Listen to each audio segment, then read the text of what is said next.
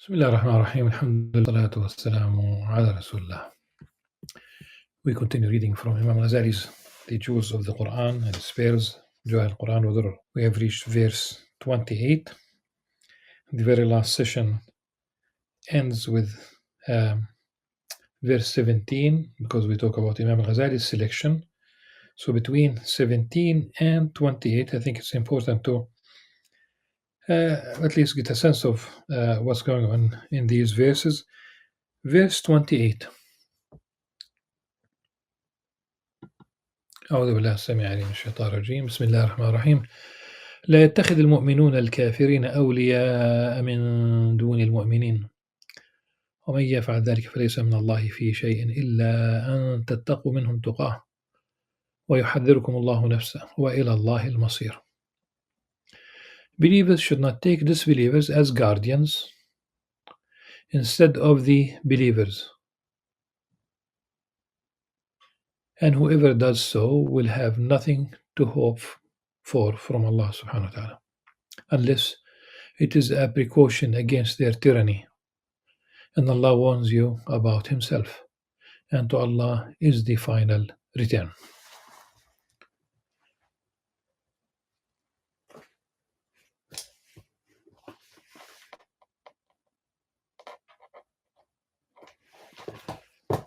To pave the way to this verse, number 18, just to think about what's going on in between 17 and 28.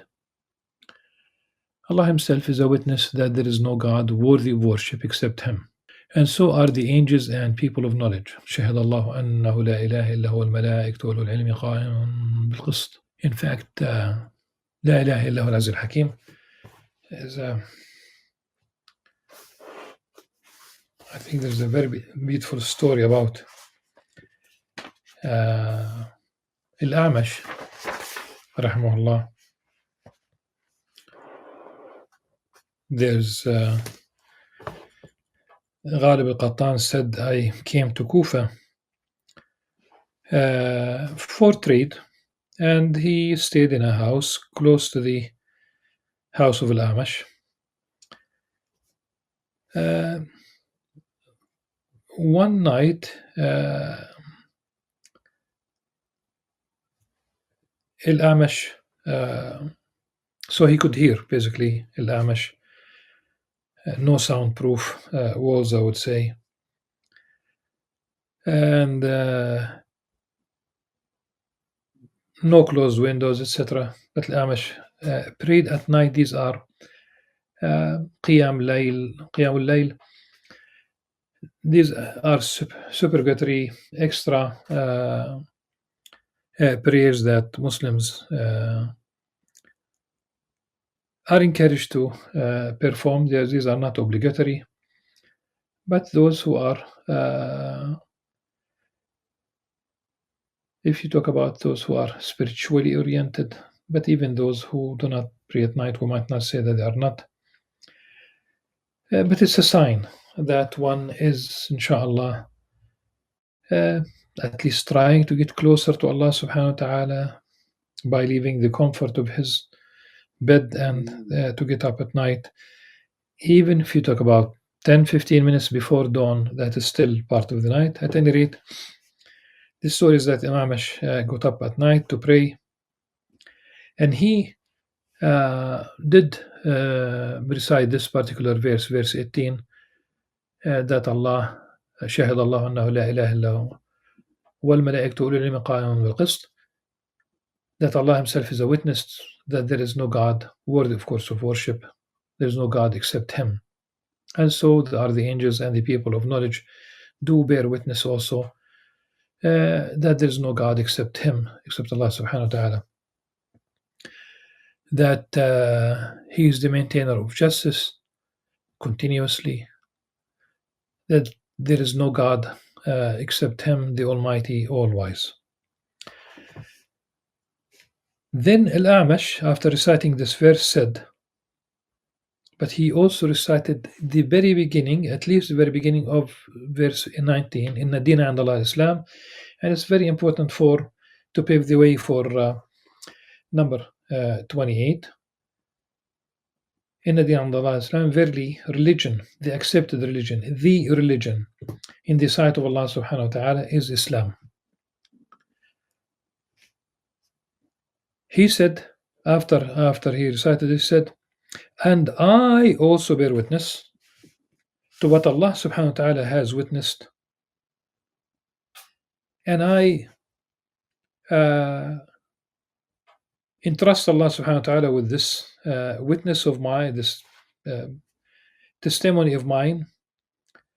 I keep it as a trust with Allah subhanahu wa ta'ala, meaning until the day of judgment. In the Deen and Allah Islam, his neighbor Ghalib al-Qattan said it. He says that Al-Amash said it few times, miraran, many times, in the Deen and Allah Islam. And the next day,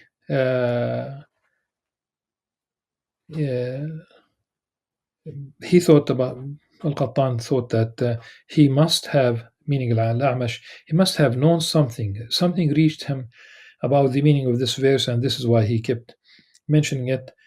In the morning, he went to bed him, to say goodbye, to farewell, and he mentioned to him that he did hear him repeating this verse. And Al-Amash asked him, "You don't know? It did not reach you? What's in it?" He said, with you for a month, and you did not tell me anything about it." He said, "I will not tell you about it except after 1 year." So he stayed for a whole year waiting for the meaning. And he said, I was really at his door, and at the end of the year, he asked him for the meaning. He told him a year lapsed.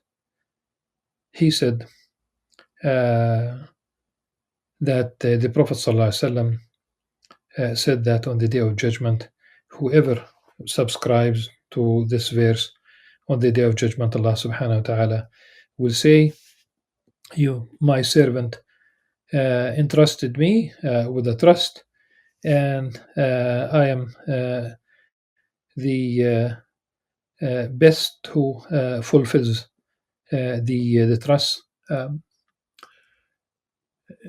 Show my servant the way to paradise." Now, how is this related to verse 28? The verse 20 will speak about the people of the book differing, meaning not following the revelation, despite the fact that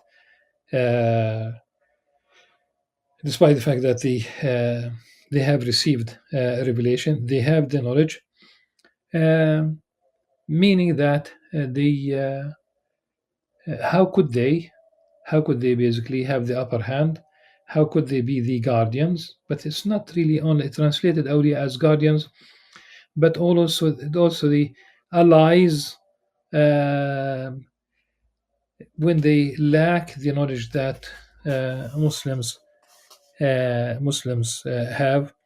And in the past, they did disbelieve. Some of them, ultimately all of them, they killed the prophets unjustly, and they kill people who command justice, command good from amongst the people.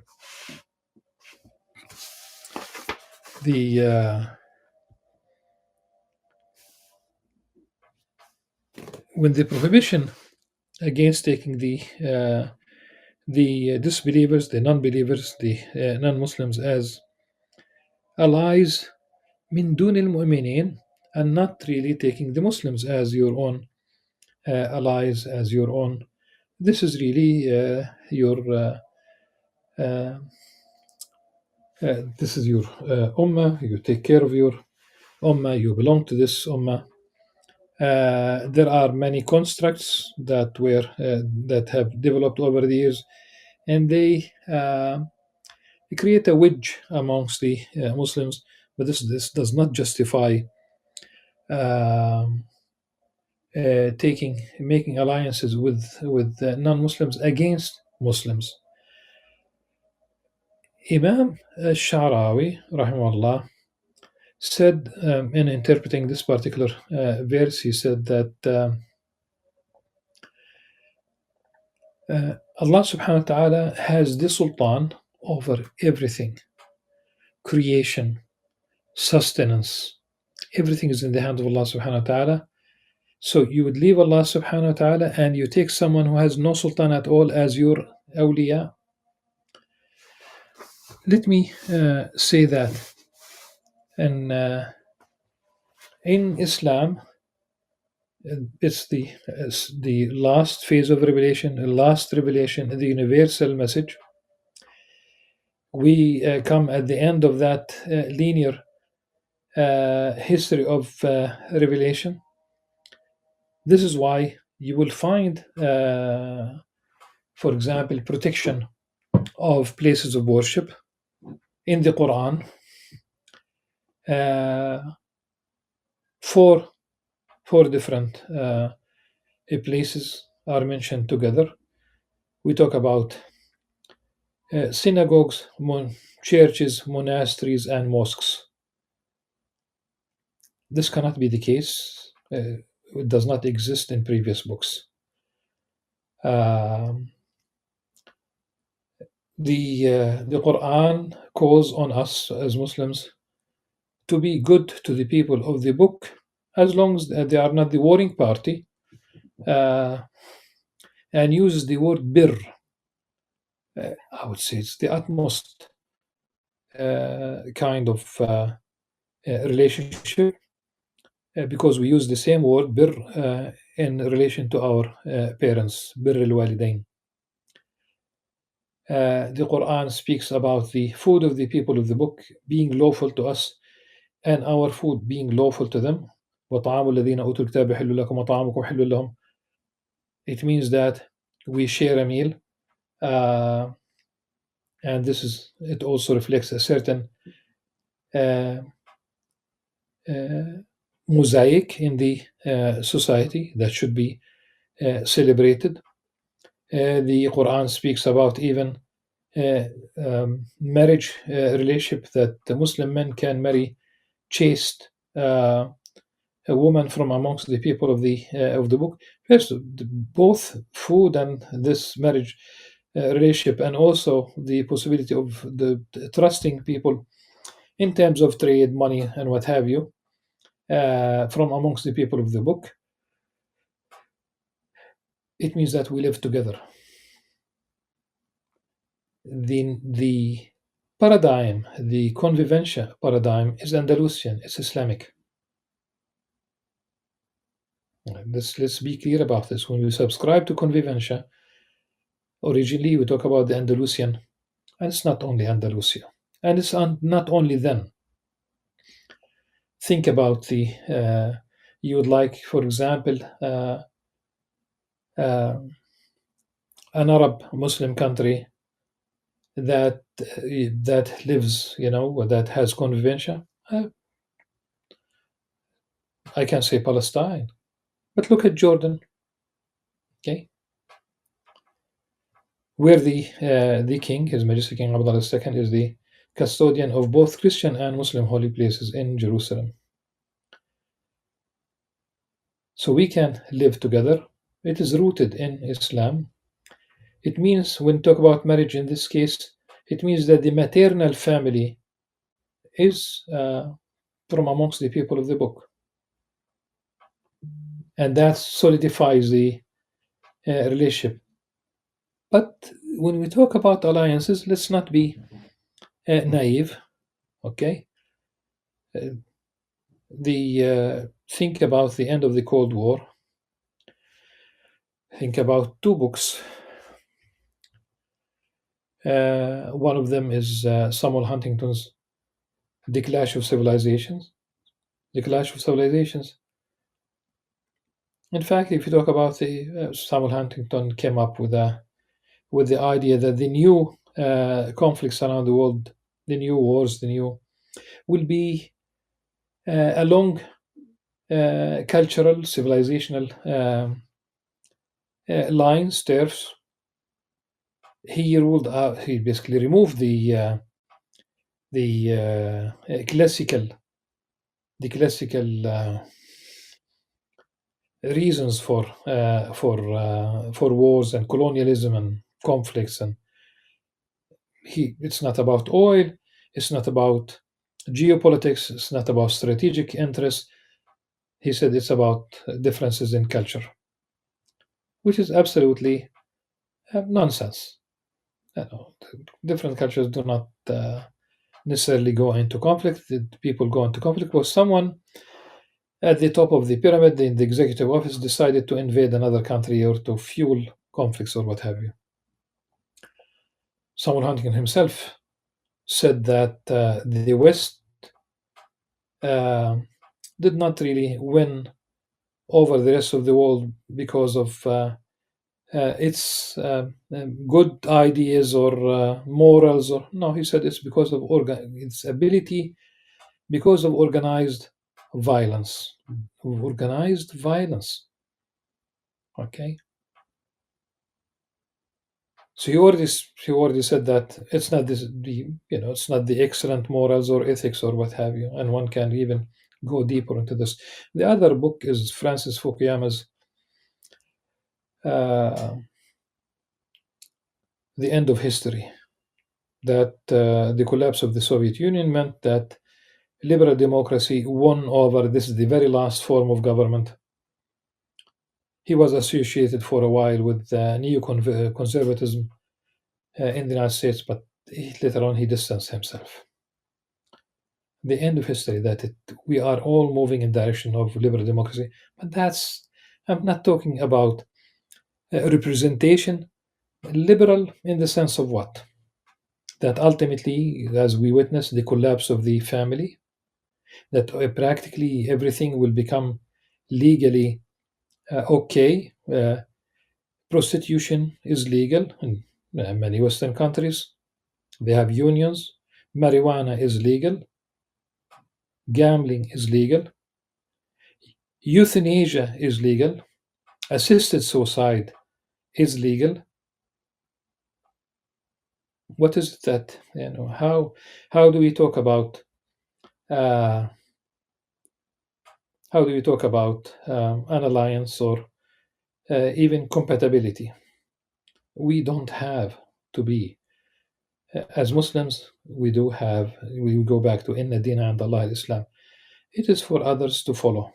It is for others to submit to the will of God, and not to submit to the will of that kind of liberal uh, ideology imposed, and they try to impose it. And I know that they try to impose it. And there were those with clear voice trying to attach assistance, Western countries assisting third world countries, as they are described, to tie this assistance to these countries passing laws to permit, for example, same sex marriage, forcing it. The alliance, I think it's very important for Muslims and even non Muslims who are fed up with colonialism, who are fed up with Orientalism, for us, those who are fed up with Islamophobia, who are fed up with Western hegemony, uh, all the treaties that emerge as such. No, as simple as that. But we will continue the we continue basically to reach out. We need to have a serious interfaith dialogue, but also when we talk about alliance of civilizations, we need to understand if it's not based on respect, not that if they are simply trying to move us into their position, then no. We cannot basically subscribe to such a worldview. Uh, and to simply uh,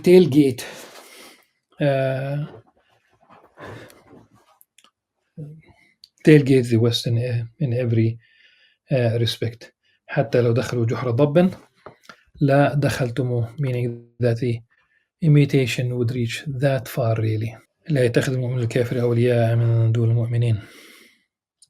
Yes, I think it's one should not really, for example, from تفسير الطبري, لا يتخذ, it means إياكم أن تتخذوا, do not really form these alliances against each other. They should not have your back in that sense, which means ultimately that the Muslims should become united, be an economic viable, to have a viable economy, and they should really stop being dependent on international assistance. Muslims have, if they get united, even if the Arab countries alone they get united, and we don't talk about the Arab League, it's in shambles really. If they get really united, um, just think about the European Union. I'm not saying that it's without faults, but at least it's a union, and it has its own parliament. It has uh, a foreign policy. Not all of them, obviously. Once it comes to the Palestinian issue, it's obvious they don't have the same policy, for example. But it's a union. They'll become a viable economic force just to begin with. So. وهذا نهي من الله عز وجل للمؤمنين أن يتخذوا الكفار أعوانا وأنصارا وظهورا. They should not be the ones who have your back. Yes. And especially when you talk about having alliances against each other. This was historically the case at one point later on in Andalusia. This was the case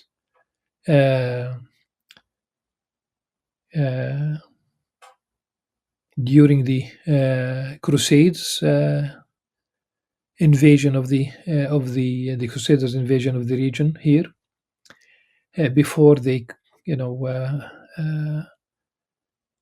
conquered and occupied Jerusalem for almost a century, and thereafter Saladin Salah ad-Din al-Ayyubi liberated Jerusalem, but his children were not up to the same role, and that will be a case where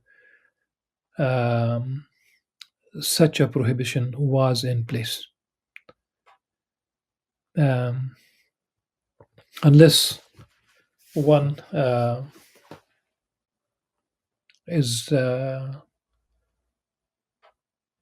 finds himself in a context where it is necessary to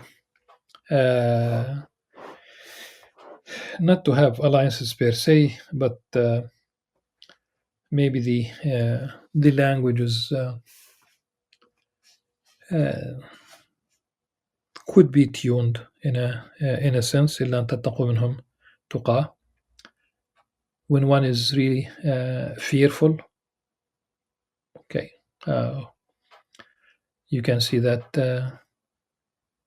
President Trump. Now we talk about the second, going back to probably within a couple of months he'll be back at the White House, but he promises to turn the Middle East into hell. You'd expect that many leaders in the Middle East would not really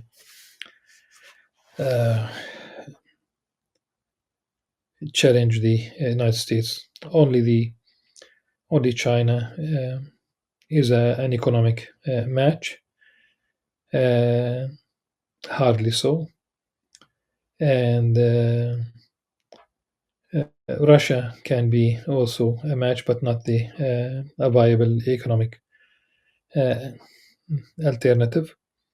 Going back to Samuel Huntington, when he does quote Henry Kissinger when he listed the countries, the forces that could have a serious impact on the world stage.